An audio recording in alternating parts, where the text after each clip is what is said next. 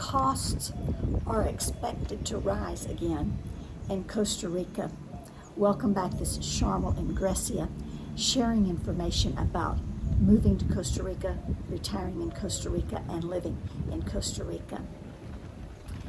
So the number one question I am asked by people who are thinking about moving to Costa Rica is about the cost of living, followed by questions about health care, what people can expect when it comes to health care in Costa Rica.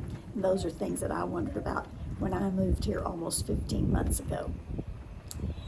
So I'm going to share with you some information from an online newsletter called Q Costa Rica, as well as some comments from some of my neighbors and friends. So a war between the USA and Iran, which is very far away, which now also includes about 14 countries, I am told. That war between the USA and Iran is having a domino effect on Costa Rica. And I'm assuming that it's impacting countries all over the world.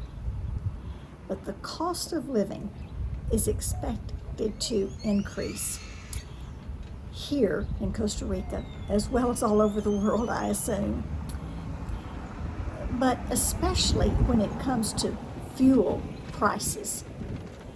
And those fuel prices impact everything else. Now, as I've mentioned before, Costa Rica does not have any fossil fuels to dig up and burn. So all of it is imported and burned. It's already very high.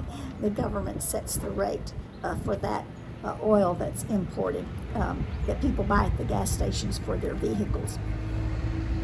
And it's the same. Gasoline is the same price at every gas station in Costa Rica because the government sets the price. So there's no reason to drive around looking for the best price. It's all the same. And it's high and it's going up because the cost of a barrel of oil has dramatically increased for countries all over the world. Now, other things that are expected to be impacted include a reduced economic growth in Costa Rica, more expensive imported items from the United States and other places, which is one more reason to shop local and eat local. Another change in the dollar exchange rate and higher interest rates, which are expected for loans. So the Costa Rica currency, the colon, continues to appreciate against the USA dollar because the USA dollar is in decline and has been in decline ever since I moved here 15 months ago for the most part. So right now it's down to about 472 colones per USA dollar.